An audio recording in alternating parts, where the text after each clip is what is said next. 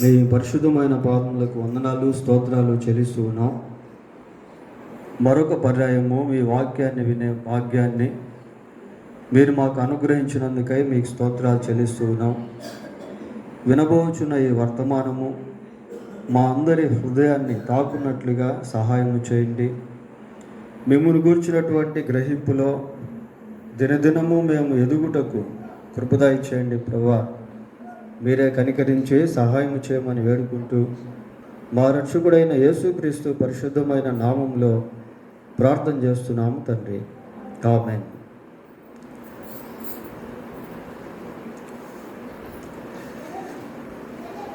లేదా బైబిల్ గ్రంథంలో నుండి జకర్యా గ్రంథం 9వ అధ్యాయము 9వ వచనాన్ని చదువుకుందాం. సియోను వాసులారా బహుగా సంతోషించుడి, యెరూషలేము నివాసులారా ఉల్లాసముగా ఉండుడి.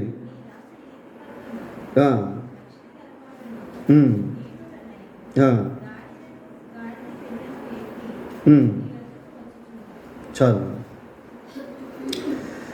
సియోను నివాసులారా బహుగా సంతోషించుడి, యెరూషలేము నివాసులారా బహుగా ఉల్లాసముగా ఉండుడి.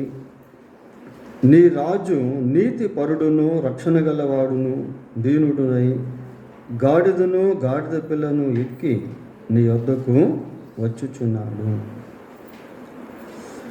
మరి యేసుక్రీస్తు ప్రభు యెరూషలేములో జయప్రవేశము చేసినటువంటి సందర్భంలో ఈ ప్రవచనం అనేది నెరవేర్చబడింది.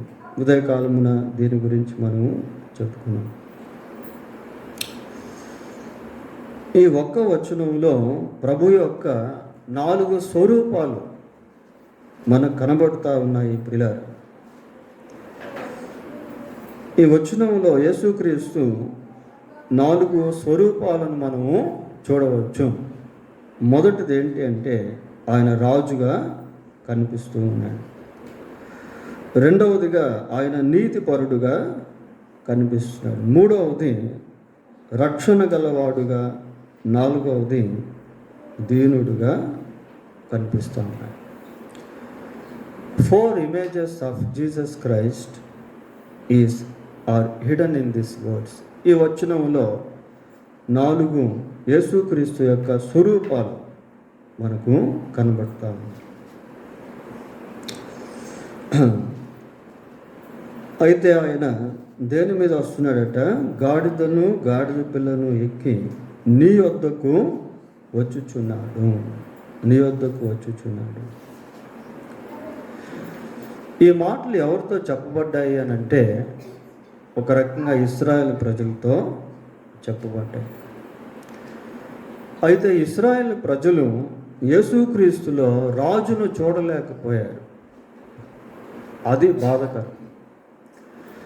ఇశ్రాయేలు ప్రజల యొద్దకు యేసు ప్రభు వచ్చినప్పటికీ ఆయనలో వారు రాజును చూడలేకపోయారు. చూడండి, యోహాను సువార్త 19వ అధ్యాయము 15వ వచనం చదువుకుందాం ప్రియులారా.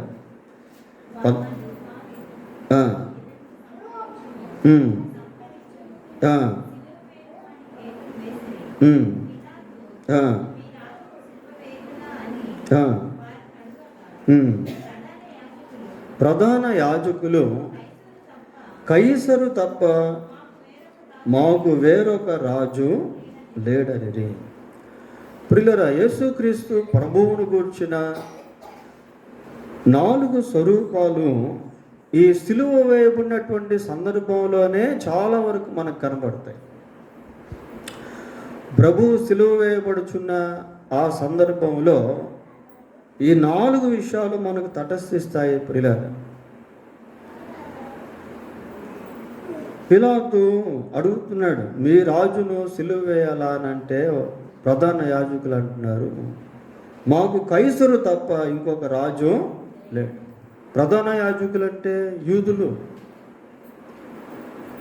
అనేక మంది యూదులు ఆ రోజుల్లో ప్రభు సిలువ వేయబడేటువంటి సమయంలో they rejected Jesus Christ as their king. వారి రాజుగా ఉండాల్సినటువంటి యేసుక్రీస్తు ప్రభువును వారు తృణీకరించారు ప్రియులారా. మరికొద్ది మంది ప్రభు యొక్క అద్భుతాలను చూసి అనుభవించి ఆయన్ని రాజుగా చేయాలని ఆయన దగ్గరకు వచ్చారు. చూడండి, యోహాను సువార్త 6వ అధ్యాయము 15వ వచనం చదువుకుందాం. యోహాను సువార్త, రాజుగా చేయుటకు వారు వచ్చి తన్ను బలవంతముగా పట్టగొనబోచున్నారని యేసు ఎరిగి మరలా కొండకు ఒంటరిగా వెళ్ళారు. 5 రొట్టెలు 2 చేపలు యొక్క అద్భుతాన్ని ప్రజలు చూశారు. చూసినటువంటి అనేకులు ఏం చేస్తారు అంటే, ఈయన మాకు రాజుగా ఉంటే బాగుంటుంది.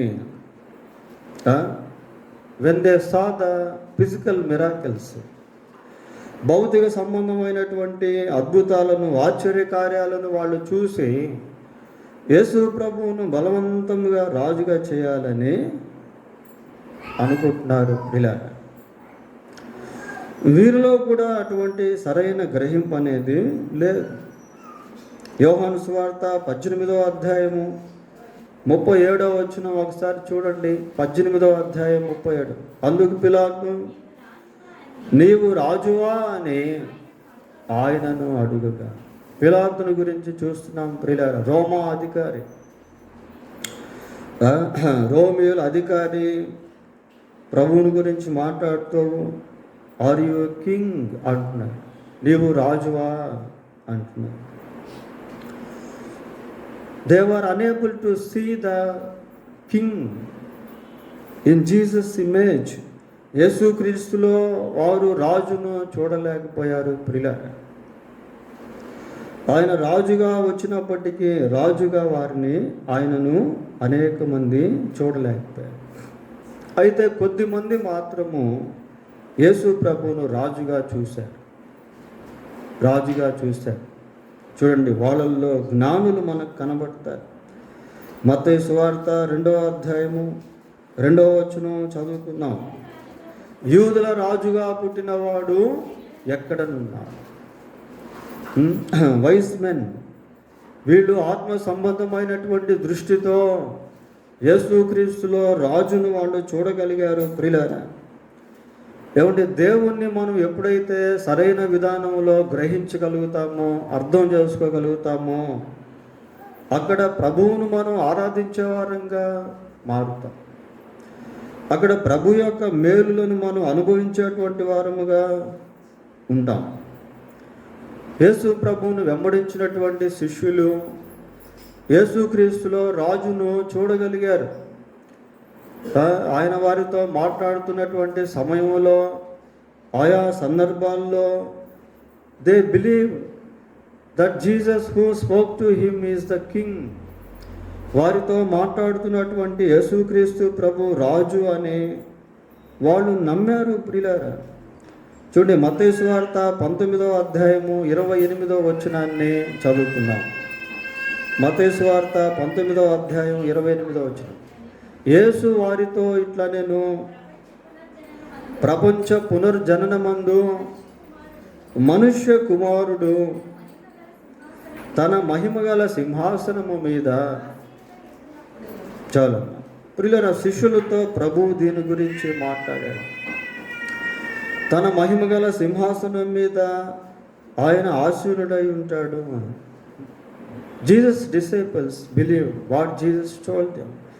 ప్రభు వారితో ఏం చెప్తున్నాడో అనేది ప్రభు యొక్క శిష్యులు నమ్మారు ప్రియులారా, నమ్మారు. సిలువ మీద కుడివైపున ఒకరు, ఎడమ వైపున ఒకరు, 2 బందిపోటు దొంగలు సిలువ వేయబడి ఉన్నారు. సిలువ వేయబడి ఉన్న సమయంలో కుడివైపున ఉన్న బందిపోటు దొంగ యేసుక్రీస్తు ప్రభువుని చూసి అంటున్నాడు, యేసు, నీవు నీ రాజ్యంతో వచ్చినప్పుడు నన్ను జ్ఞాపకము చేసుకొని. So he believe Jesus as the king. యేసు ఒక రాజు అని ఆ కుడివైపున ఉన్న బందిపోటు దొంగ ప్రభువును నమ్మాడు ప్రియులారా. ఇవన్నీ కూడా అంటే ఈ 4 స్వరూపాలు మనకు యేసు ప్రభు సిలువ వేయబడేటువంటి సందర్భంలో సమయంలో అక్కడక్కడ మనకు కనిపిస్తూ ఉంటాయి మనం జాగ్రత్తగా పరిశీలించినప్పుడు.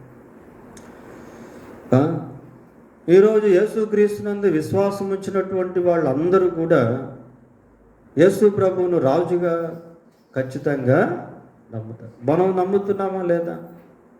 యేసు ప్రభు రాజుని మనం నమ్ముతున్నామా? మనం నమ్ముతున్నాము ప్రియులారా. అందుకే మనం చేసే పరలోకపు ప్రార్థనలో ఏమంటున్నాము? నీ రాజ్యము వచ్చును గాక. We have a kingdom. One day we will be in God's kingdom. Jesus is the king of kings. యేసు రాజులకు రాజై ఉన్నాడు. మనం యేసు ప్రభువుని నమ్ముతూ ఉన్నాం. మనం కూడా ఒకరోజు ప్రభు యొక్క రాజ్యంలోనికి ప్రవేశిస్తాము ప్రియులారా. ఈ గ్రహింపు భూమి మీద ఉన్నప్పుడే మనం పొందుకోవాలి. యేసు, నీవు నీ రాజ్యంతో వచ్చినప్పుడు నన్ను జ్ఞాపకము చేసుకో. ఈ లోకంలో ఎంతమంది అయితే బ్రతుకున్నప్పుడే యేసు ప్రభువు నమ్ముకుంటారో వాళ్ళందరూ చనిపోయిన తర్వాత దేవుని యొక్క రాజ్యంలోనికి ప్రవేశిస్తారు. దేవుని యొక్క రాజ్యంలో యుగయుగాలు ప్రభువుతో కూడా ఉంటారు ప్రియులారా. అక్కడ గొప్ప సంతోషము, సమాధానం. ఇందాక మనం చదువుకున్న మూలవాక్యంలో ఉల్లాసమును గురించి, సంతోషమును గురించి చూసాము ప్రియులారా. ఈ నిజమైనటువంటి ఉల్లాసము, సంతోషము అనేది దేవుని యొక్క రాజ్యంలో మనం అనుభవించే వారంగా ఉంటాం. తర్వాత రెండవ ఇమేజ్ ఏంటి? ఇక్కడ చదువుకున్న వాక్య భాగంలో నీతిపరుడును. ఇది కూడా యేసు ప్రభు సిలువ వేయబడేటువంటి సమయంలో తరచుగా మనకు కనిపించేటువంటి పదజాలం. చూడండి, మత్తయి సువార్త 27వ అధ్యాయము 3-4 వచనాలు చదువుకుందాం. నేను నిరపరాధ రక్తమును అప్పగించి పాపము చేసి తిని. అక్కడ నిరపరాధ రక్తము అన్న దగ్గర కింద ఫుట్ నోట్స్లో ఏమని రాస్తున్నారు? నీతిమంతుని రక్తం. యూదా ఇస్కరియోతు యేసుక్రీస్తు ప్రభువుని గురించి మాట్లాడుతూ ఆయన నీతిమంతుడు, నిరపరాధి అంటున్నాడు ప్రియులారా. ప్రభు సిలువ వేయబడేటువంటి సమయంలో పలికినటువంటి మాటలు యూదా మాట్లాడుతున్నాడు. నేను నీతిమంతుని రక్తమును అప్పగించి పాపము చేసింది. So he confess that Jesus is the righteous. యేసుక్రీస్తు నీతిమంతుడు అని ఇక్కడ ఇస్కరియోతు యూదా ఒప్పుకుంటా ఉన్నాడు. అదే 27వ అధ్యాయము 19వ వచనం చదవండి.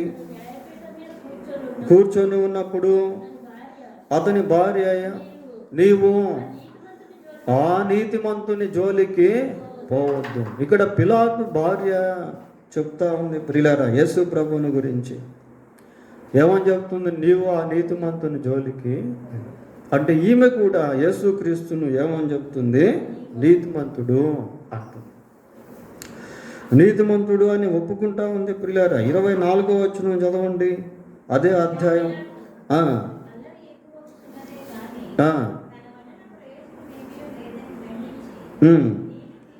నీళ్లు తీసుకొని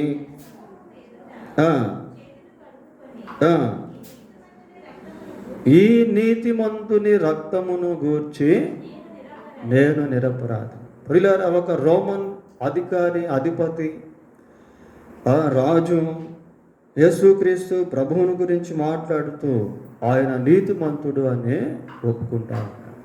ఇదంతా సిలువ వేయబడేటువంటి సందర్భంలో మనం చూస్తూ ఉన్నాం.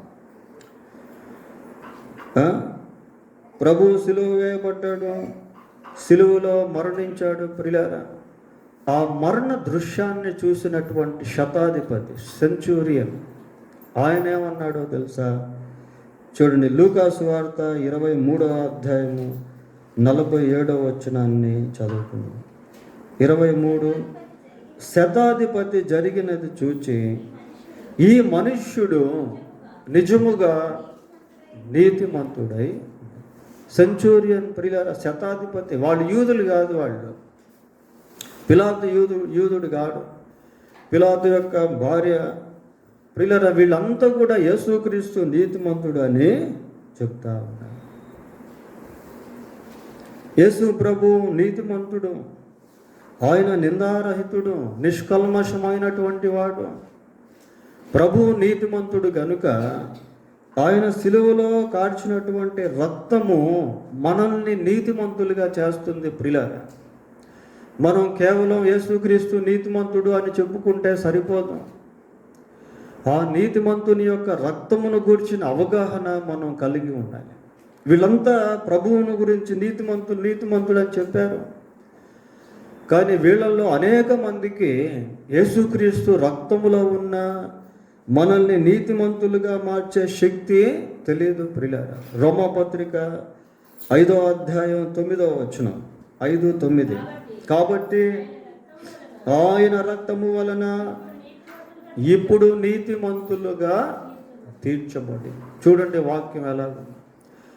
ఆయన రక్తము వలన, నీతిమంతుడైన యేసుక్రీస్తు యొక్క రక్తము వలన మనం నీతిమంతులముగా తీర్చబడతాము. ప్రియులారా,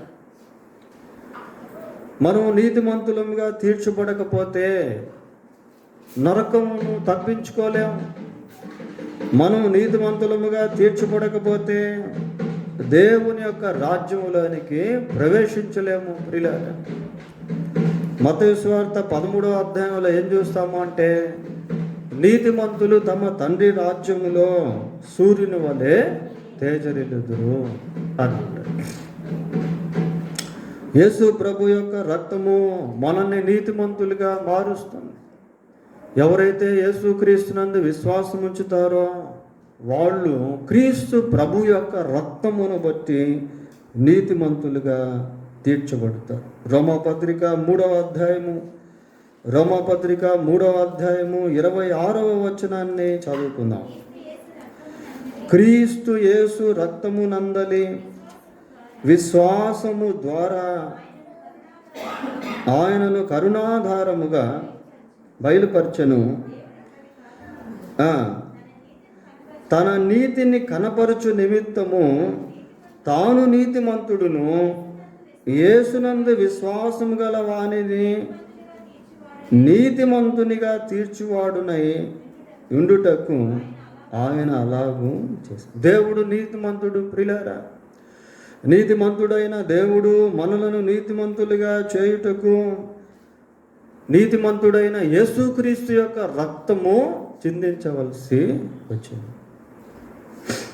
క్రీస్తు యేసు రక్తమందలి విశ్వాసము ద్వారా ఆయనను కరుణాధారముగా బయలుపరిచారు.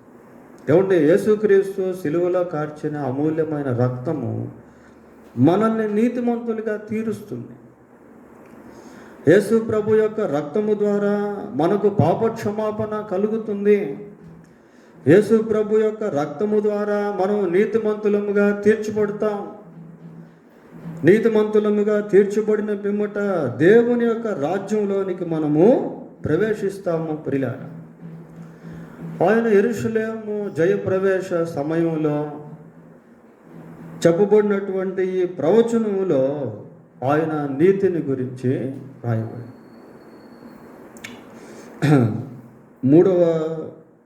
మూడవ స్వరూపం ఏంటి?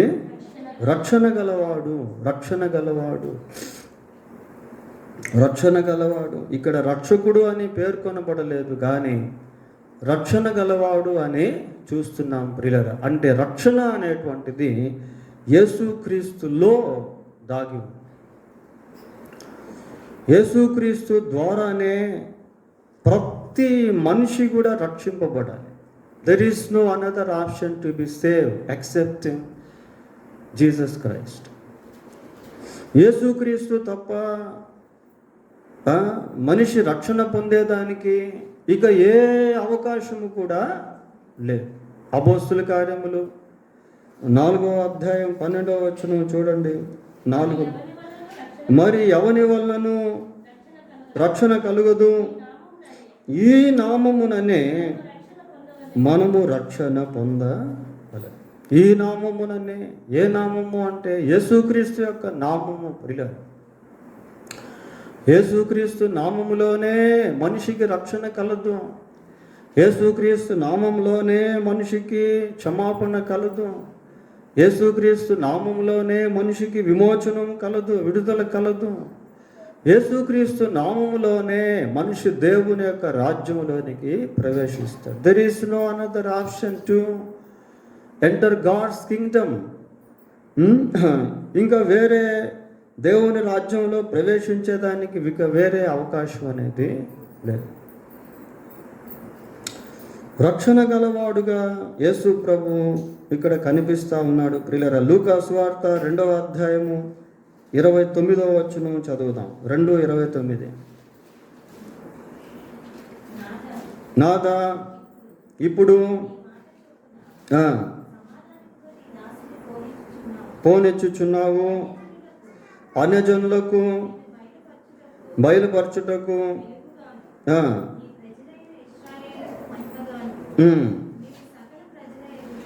నీవు సకల ప్రజల ఎదుట సిద్ధపరచిన నీ రక్షణను కన్నులారా.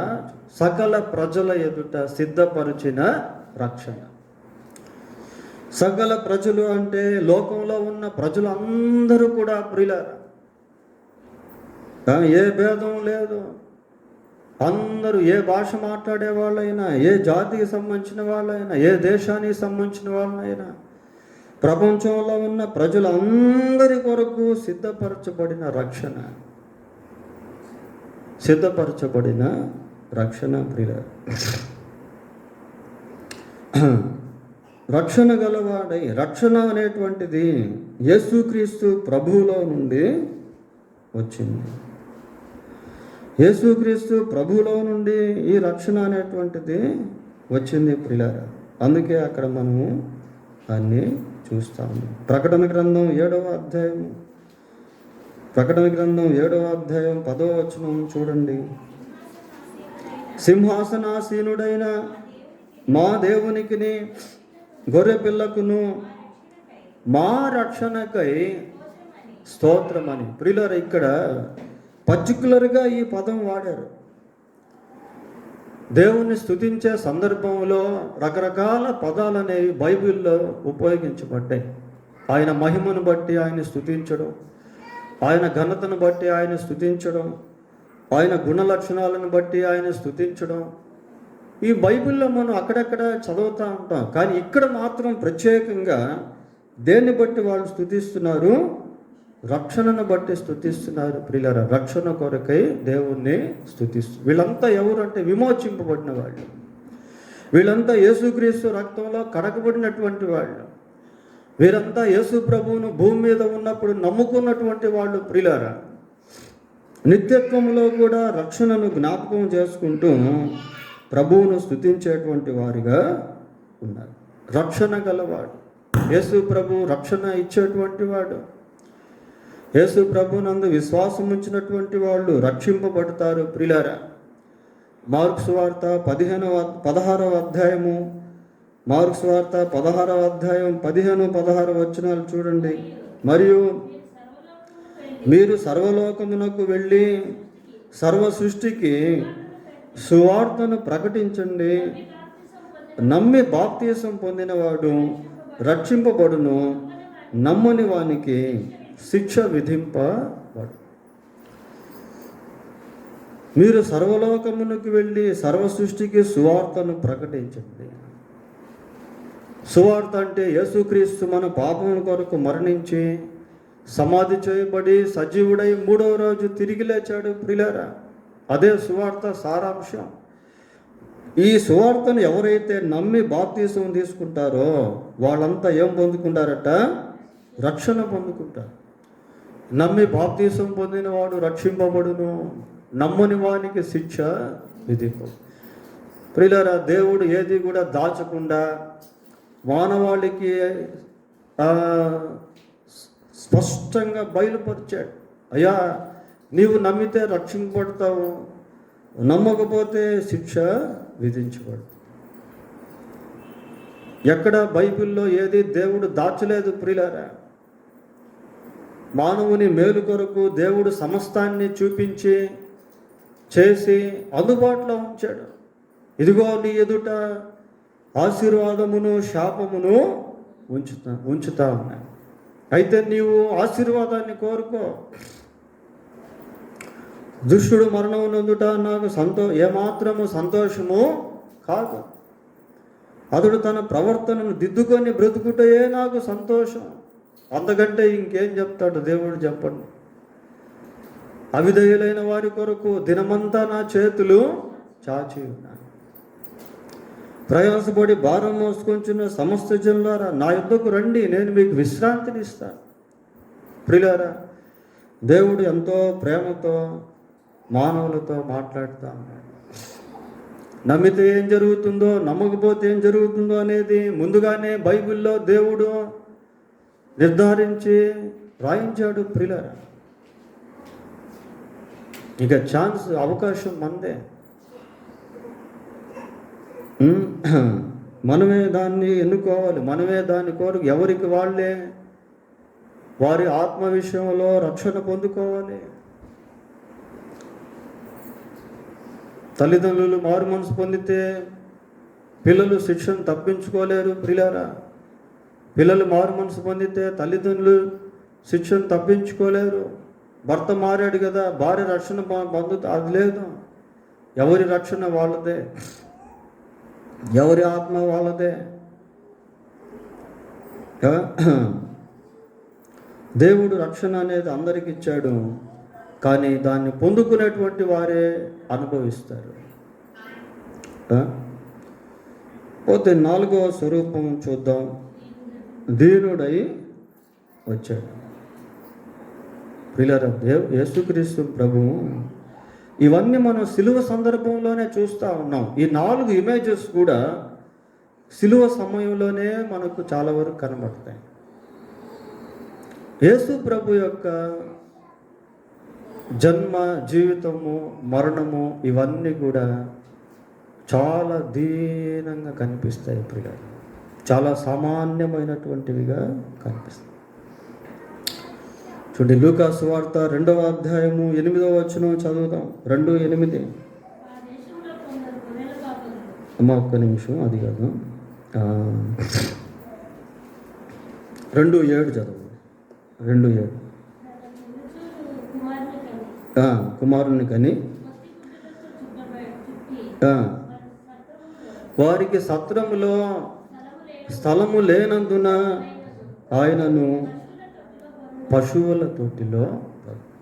చూడండి, పుట్టుకలోనే ఆ దీనత్వం మనం చూస్తాం. సత్రములో స్థలము లేక ఎక్కడ పండుకోబెట్టారట? పశువుల తొట్టిలో. అసలు ఆయన స్థాయి ఏంటో తెలుసా? ఆయన స్థాయి చాలా గొప్పది. ప్రియులారా, చూడండి, ఫిలిప్పీ పత్రిక 2వ అధ్యాయం 6వ వచనం చదువుతాం. 2:6. ఆయన దేవుని స్వరూపమై కలిగిన వాడై. చూడండి ప్రియులారా, ఆయన దేవుని స్వరూపము కలిగిన వాడై ఉండి, అది ఆయన స్థాయి. యేసుక్రీస్తు దేవుని స్వరూపి.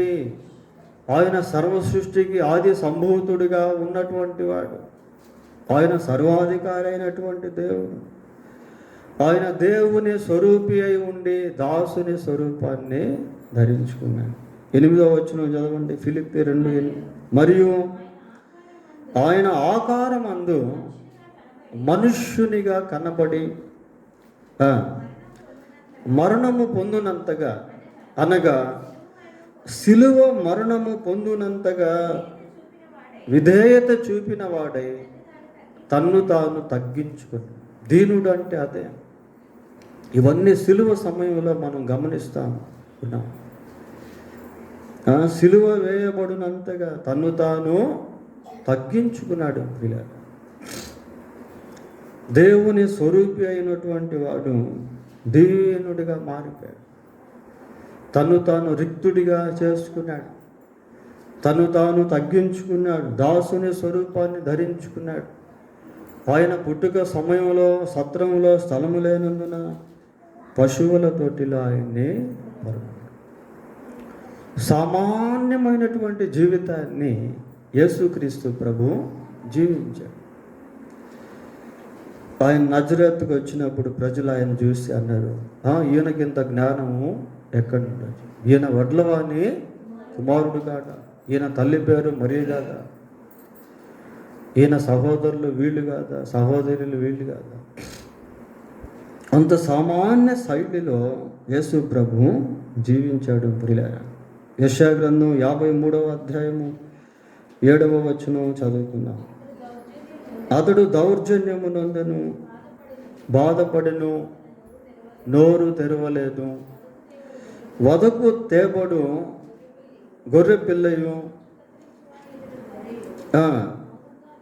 మౌనముగా ఉండునట్లు అతడు నోరు తెరవలేదు. అన్యాయపు తీర్పు నొందిన వాడై కొనిపోబడెను. చాలు.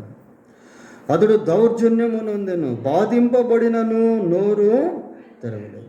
వదుకు తేబడు గొర్రె పిల్లయు, బొచ్చు కత్తిరించు వాని ఎదుట గొర్రెయు మౌనముగా ఉండునట్లు అతడు నోరు తెరవలేదు. ఇదంతా సిలువ సందర్భంలో మనం చూస్తాం. ప్రియులారా, ఇంకా యెరూషలేముకు ఆయన వెళ్తూ ఉన్నాడు.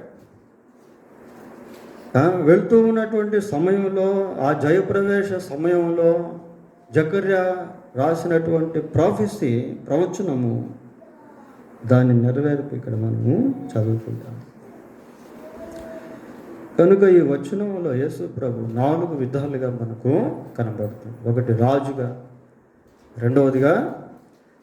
రెండవదిగా దేనిగా కనిపిస్తుంది? నీతిపరుడుగా కనిపిస్తాడు. మూడవది రక్షణ గలవాడుగా, నాలుగవది దీనుడిగా ఉన్నాడు. ప్రియులారా, ఈ 4 రకాలుగా కనబడుతున్నటువంటి యేసుక్రీస్తు ప్రభు ఎక్కడికి వస్తున్నాడు చూడండి. జకర్యా గ్రంథం 9వ అధ్యాయం 9వ వచనం. సియోను నివాసులారా బహుగా సంతోషించుడి, యెరూషలేము నివాసులారా ఉల్లాసముగా ఉండడు. నీ రాజు నీతిపరుడును, రక్షణ గలవాడును, దీనుడునై గాడిద పిల్లని ఎక్కి, ఏమని చెప్పబడింది అక్కడ? నీ యొద్దకు వచ్చుచున్నాడు. నీ యొద్దకు వచ్చుచున్నాడు. ప్రియులారా, నీ యొద్దకు వచ్చుచున్నాడు అంటే కేవలం వాళ్ళ దగ్గరికే వెళ్ళాడు అని కాదు. ఈరోజు మన దగ్గరకు కూడా ఆయన వచ్చుచున్నాడు. ఈరోజు మనం దేవుని వాక్యాన్ని ధ్యానిస్తున్నాము అంటే దేవుడు మనతో మాట్లాడుతున్నాడని అర్థం. దేవుడు ఈ స్థలంలో ఉన్నాడనే అర్థం. ప్రియులారా, మనం ఏదో ఊరికే క్యాజువల్గా ఇక్కడికి రాలేదు. ప్రభు మనల్ని ఇక్కడికి తీసుకుని వచ్చాడు. దేవుడు మనల్ని ప్రేమిస్తున్నాడు కనుక ఆయన గురించి మనం తెలుసుకోవాలని ఇష్టపడుతున్నాడు. ఆయనే మన యొద్దకు వచ్చాడు. బైబిల్లో ఒక మాట ఉంది, ఏమనుందంటే, మనము ఆయన్ని ప్రేమించలేదు కానీ ఆయనే మనలను if we observe the love of God, he has taken the first step to love us. ప్రేమను గురించి ఆలోచన చేసినప్పుడు ప్రేమలో దేవుడు మొదటి అడుగు వేశాడు. ప్రియులారా, మనం ఆయన్ని ప్రేమించలే, ఆయనే మనల్ని ప్రేమించాడు. ఎంత గొప్ప ప్రేమ కలిగిన వాడు. నీ యొద్దకు వచ్చుచున్నాడు.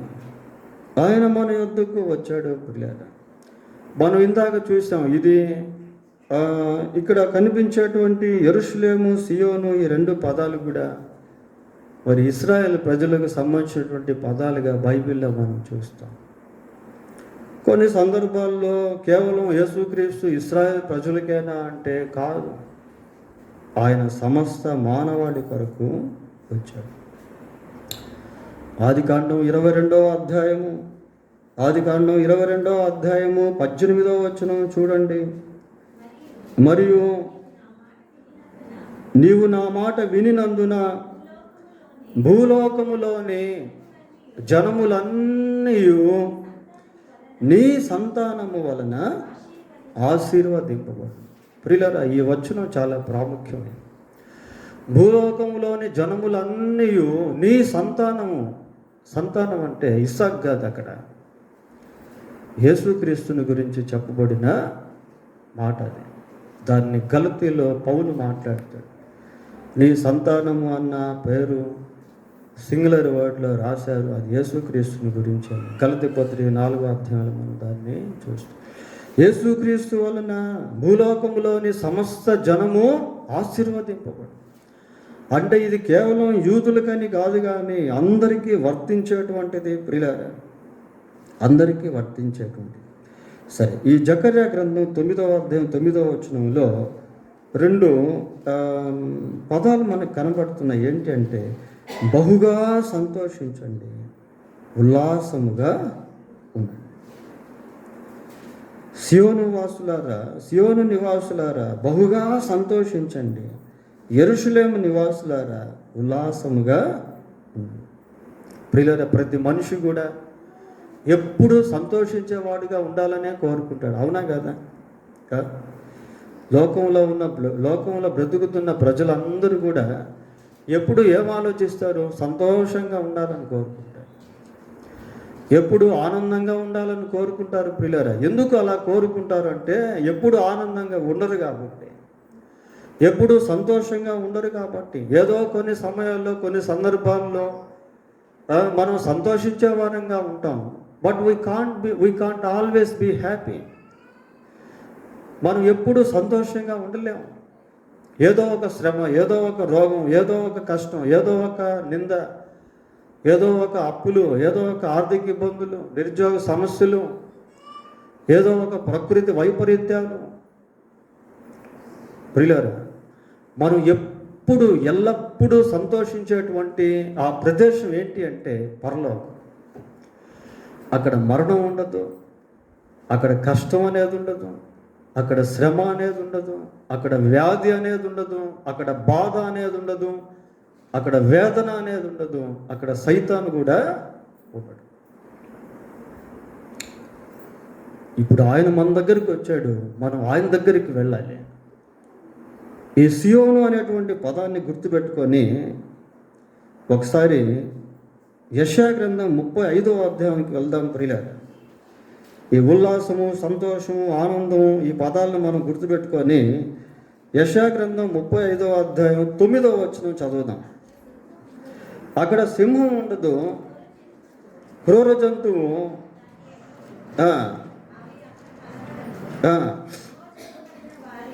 ఎవరట? విమోచింపబడినటువంటి వారు. ప్రియులారా, విమోచింపబడిన వారు అంటే యేసుక్రీస్తు రక్తం ద్వారా కడగబడినటువంటి వాళ్ళు, యేసుక్రీస్తు రక్తము ద్వారా పాపక్షమాపణ పొందినటువంటి వారు, విమోచింపబడినటువంటి వారే అక్కడ నడుచుదురు. యెహోవా విమోచించిన వారు పాటలు పాడుచు తిరిగి ఎక్కడికి వస్తారు? సియోనుకు వస్తారు. ఇప్పుడు ఇందాక వచనంలో సియోనుకి ఎవరు వచ్చారు? యేసు ప్రభు వచ్చాడు. ఇప్పుడు సియోనుకి ఎవరు వస్తున్నారు? విమోచింపబడిన వారు వస్తున్నారు. ప్రియులారా, విమోచింపబడిన వారు పాటలు పాడుచు తిరిగి సియోనుకు వచ్చేవారు. వారి తలల మీద నిత్యానందం ఉండును. నిత్యానందము ఉండును. నిత్యానందం అంటే నిత్యము ఆనందించేటువంటి స్థితి.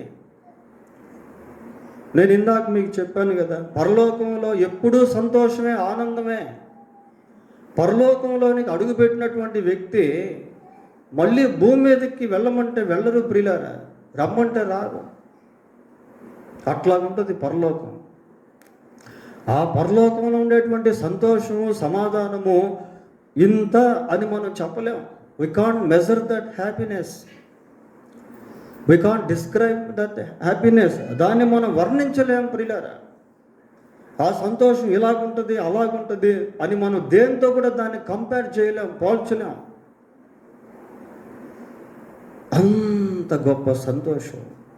చూడండి ఒకసారి పేతురు రాసిన మొదటి పత్రిక 1వ అధ్యాయం 8-9 వచనాలు చూద్దాం. అది చూసి ముగిద్దాం. మీరు ఆయనను చూడకపోయినను ఆయనను ప్రేమించుచున్నారు.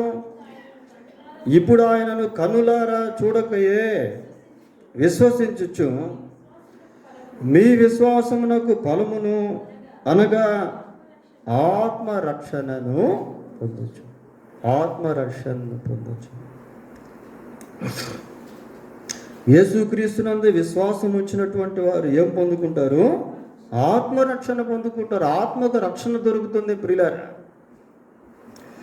రక్షింపబడినటువంటి ఆత్మలే విమోచింపబడిన ఆత్మలు. రక్షింపబడినటువంటి ఆత్మలే సియోనుకు చేరుకునేటువంటి ఆత్మలు. రక్షింపబడినటువంటి ఆత్మలకు దొరికే ఆ సంతోషం ఎలాంటిది అట? పొందుచు చెప్పన శక్యమును మహిమాయుక్తమును అయిన సంతోషము గలవారై ఆనందించు. చెప్పన శక్యమును మహిమాయుక్తమును అయిన సంతోషం. చెప్పన శక్యం, చెప్పలేము, అది ఇలాగుంటుంది. చెప్పజాలము ప్రియులరా, చెప్పన శక్యమును మహిమాయుక్తము అయిన సంతోషం గలవారై ఆనందించు. కొంతకాలం ఈ లోకంలో మనం కొన్ని బాధలు, కొన్ని కష్టాలు, కొన్ని శ్రమలు అనుభవించాలి. ఎందుకంటే శరీరంలో ఆత్మ ఉంది కాబట్టి. అయితే ప్రభువునందు విశ్వాసం వచ్చి పాప క్షమాపణ పొందినప్పుడు మనం ఏ రోజు చనిపోతామో మన ఆత్మకు విడుదల వచ్చి అది దేవుని రాజ్యంలోనికి వెళ్తుంది ప్రియులారా. దేవుని రాజ్యంలో వ్యాధులు, రోగాలు, జబ్బులు ఉండవు. దేవుని రాజ్యంలో నిత్యానందం అనేది ఉంటుంది. చెప్పన శక్యము కాని సంతోషం అనేది ఉంటుంది. మహిమాయుక్తమైన సంతోషము ఉంటుంది. కాబట్టి మరి యేసుక్రీస్తు ఆనాడు యెరూషలేములో జయప్రవేశం చేశాడు. ఆ జయప్రవేశం చేసేటువంటి ప్రవచనాన్ని జకర్యా రాశాడు. జకర్యా రాసిన ప్రవచనంలో ఇవన్నీ కూడా ఇమిడి ఉన్నాయి. మనం దేవుని వాక్యాన్ని ధ్యానం చేస్తున్నప్పుడు ఇవన్నీ బయటకు వస్తాయి ప్రియులారా. దేవుడు ఎంత కృప కలిగిన వాడు, తన వాక్యాన్ని మనకు ఎంతో స్పష్టంగా అందిస్తున్నాడు. దేవుడు తన వాక్యాన్ని దీవించును గాక. ప్రార్థన చేసుకుందాం. ప్రార్థన.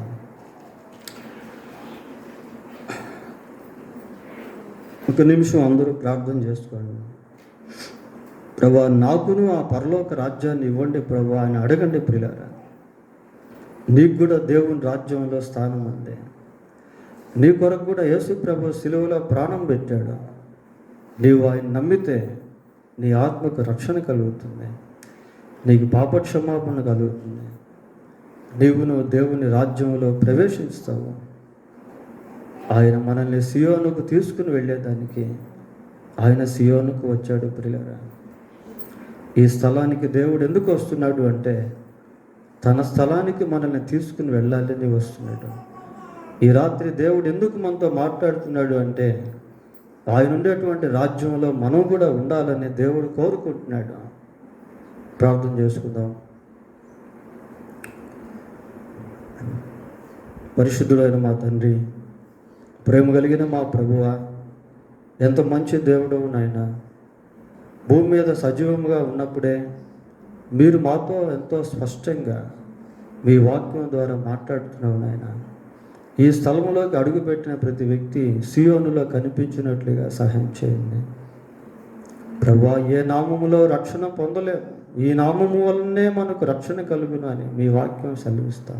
ఆకాశము క్రింద ఇయ్యబడిన ఏ నామములో కూడా రక్షణ లేదు అని మీ వాక్యం ఎంతో స్పష్టంగా మాట్లాడుతుంది నాయన. ప్రభువా, మీకు వందనాలు, స్తోత్రాలు అయినా. సమస్త జనులకు రక్షణను సిద్ధపరిచిన దేవా మీకు వందనాలు ప్రభువా. మీకు స్తోత్రాలు చెల్లిస్తూ ఉన్నాం. భూలోకంలోని జనములన్నీ నీ సంతానమును వలన ఆశీర్వదింపబడునని మీరు వాగ్దానం చేసిన దేవుడు అయ్యా. మీకు వందనాలు, స్తోత్రాలు ప్రభువా. మిమ్మల్ని నమ్మితే రక్షణ, పాపక్షమాపణ, విమోచన, నిత్య జీవము, నిత్యానందము ప్రభువా. నాయనా మీకు స్తోత్రాలు తెలుసు. ఈ లోకంలో కొద్దిపాటి జీవితమే, దీంట్లో ఎన్నో శ్రమలు, కష్టాలు, బాధలు, వేదనలు. నాయన మీ నిత్యరాజ్యంలో ఎప్పుడు సంతోషమే, ఆనందమే. అట్టిది మీరు సిద్ధపరుస్తున్నందుకై మీకు స్తోత్రాలు చెల్లిస్తున్నాం. మీ యందు మాకు ఇచ్చిన గొప్ప నిరీక్షణను బట్టి మీకు వందనాలు నాయన. యేసు, నీవు నీ రాజ్యంతో వచ్చినప్పుడు నన్ను జ్ఞాపకం చేసుకో అని పలికిన ఆ పలుకుకి వెంటనే మీరు జవాబిచ్చిన దేవుడు, మీరు మాట్లాడే దేవుడు ప్రభువా. ప్రార్థన వినేటువంటి వాడు, ప్రార్థనకు జవాబిచ్చేటువంటి వాడు. మీరు చేతులు చాచి ఉండగానే మీ వద్దకు రాని వాళ్ళందరూ కూడా రాగలుగుటకు సహాయం చేయండి. మీ సన్నిధి మాకందరికీ తోడుగా ఉంచమని మా రక్షకుడైన యేసుక్రీస్తు పరిశుద్ధమైన నామంలో ప్రార్థన చేస్తున్నాము తండ్రి. ఆమేన్.